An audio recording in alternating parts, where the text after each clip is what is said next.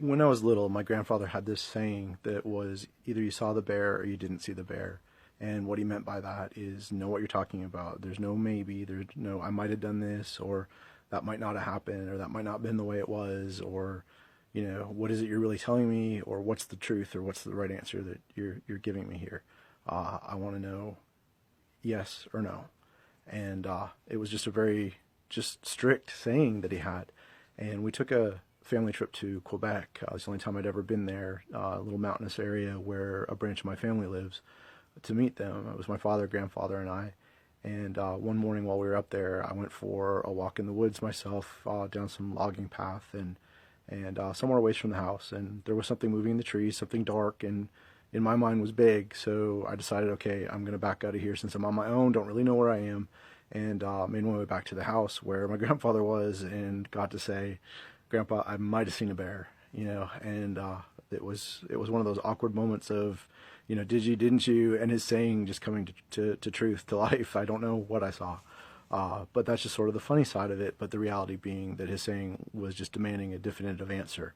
And since that, as a Christian, I've learned that James had something to say to us in the Bible about that. And this is James chapter 5, verse 12. Above all, my brothers, do not swear, not by heaven or by earth or by anything else. Let your yes be yes and your no, no, or you will be condemned. So again, above all, my brothers, do not swear, not by heaven or by earth or by anything else. Let your yes be yes and your no, no, or you will be condemned. And so James is giving us a really important message just in one simple verse in his book in the New Testament.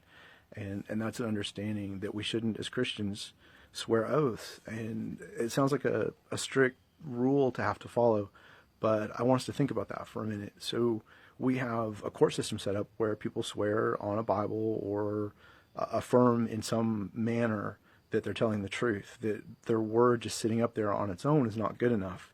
They need to actually add something more to it to say, hey, you can trust me, even though culture says you can't. I'm telling you, you can, so I'm going to swear this oath on a Bible that you can, because I need something more than just my word. And I want us to think about that as cowboys, rodeo cowboys, bull riders, ranch cowboys, the cowboy culture itself. There was a time when a handshake really meant something, and we didn't need contracts. A handshake was considered a binding agreement, that you made a deal and you would uphold your end and they would hold up their end. Their yes would be yes, their no would be no. There was no might have seen a bear. It was this is my word, and this is what I mean to do.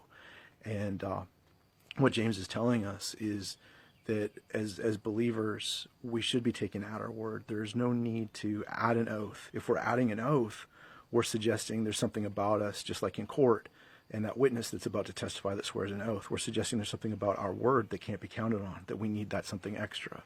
And so he's telling us that we shouldn't need to do that. We should be able to be trusted. And I mean, think about that as far as the events that you attend. If there's ever a time that the payout isn't there, and we all know stories of where that hasn't happened, and what that does then in terms of being able to trust that producer or contractor ever again, and the gossip and rumors that start to go around and then stay with that person for quite a while. And because their word wasn't binding, we run into that as believers. We run into that a lot. And so James is wanting us to understand the importance then that our word be taken as value, so not to swear oaths. And him talking about it that we'd be condemned for doing it, I mean, that tells us just how important he wants us to take that it be something that we consider very seriously. And so I want us to think about that again in terms of our context as Christians and believers, as to why we might want our word to be taken seriously. And it's because of this, the Bible, Scripture. We're commissioned by Jesus to share the gospel, to tell of his coming, his life, his death on the cross, and what that meant for us, that by him shedding his blood, he took the punishment for our sin that separates us from God, so that by saving faith in Jesus, repenting of our sin, confessing that we're sinners, repenting of it, and asking to be forgiven through the understanding that Jesus took that punishment for our sins so that we could be made right by God. That's a very simple version of the gospel. We want people to understand that. That's what we're commissioned to do. And then we're commissioned to make disciples. We're supposed to teach them what's in the Word. So we want people to be able to trust us. If we're going to share some hard truths in a culture that thinks God is laughable and Often you see in comments and posts that people write on social media and under news stories and things when issues of faith come up. The sky fairy, I hear them called often, and we've got a culture that just rejects the very notion. We're asking them to believe something that's very hard to believe. So if our word isn't good enough in our day-to-day living, how is our word going to be good enough when we're trying to tell them about Jesus Christ? So it's so important that as believers we can be trusted, just because that's who we need to be as Christ-like individuals. We need to be somebody that can be trusted to show Christ to them. We need our word to be good. We need our handshake to mean something again.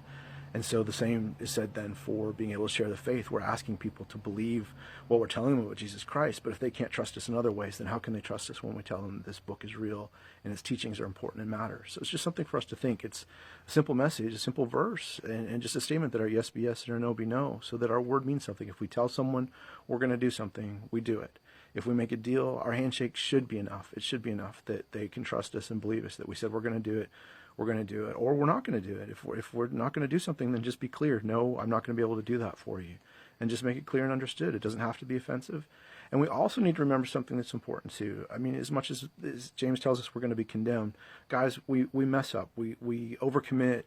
And if we don't do that carelessly, if we're not being careless about it, our intentions are sincere that we're really going to help someone, and something happens, and something goes wrong with our kids, or the car breaks down, any number of things that can really happen that interfere with our ability to meet an obligation, then we need to apologize for that and sincerely acknowledge that we weren't able to help as we said we would help. And as a person that's been let down in some way, or a contract that's been broken, but there's a real reason for it, then we need to forgive. We need to extend grace. We need to be willing to let the person know, hey, it's okay that it happened. It doesn't mean that we can't trust that person anymore, because we can weigh against a real incident that comes up. It's just that person that's always making excuses, and there's always that time that they didn't come through, or there's always a reason that the payout isn't there, or isn't done right. When those kinds of things happen, that inconsistency then leads us to not being able to trust that person. So again, we want to be people that can be trusted so that they can trust us when they tell them who Jesus Christ is. So I hope that makes sense to you guys. Just a simple message. I've shared this in a Facebook post, a written post, and I've done it as a Cowboy Church message this past week, but I thought I'd put it into video format too, because I know some of you guys will watch video before you'll read something. Again, this is also New Content Tuesday, or Thursday. I keep calling it that, but New Content Thursday, and that means we put new stuff up on the cowboysofthecross.com website. I want to encourage you guys to use the site. It gets into a little more detail than what we do at Cowboy Church Services, but we try not to overload it. It doesn't take long to read the devotions and stuff that we put up there, but it's meant to teach you guys some more. A lot of you that aren't plugged into a church regularly, we're trying to give you something. It's not meant to replace church by any means, but it's meant to be part of that whole make disciples. We're supposed to share the gospel. We're supposed to make disciples. It's part of that discipleship where we can teach and equip you with things from a cowboy culture. We understand the life you live and how different it is from the rest of the world. And we try to teach you things and applications through Scripture that can be more understood in that context and helpful, and most importantly, that we can point you to Jesus Christ. So I hope you'll use the site. Other thing you can do to help us, certainly social media posts, like and share them, not because we want to collect a lot of likes and need to feel important or popular, but because the way Facebook algorithms work, the more feedback or the more reaction there is, the more something keeps up in a feed. So it's just a process for us to continue to try to teach and disciple you guys and share the gospel itself. So love you guys. We'll see you somewhere down the road. Thanks.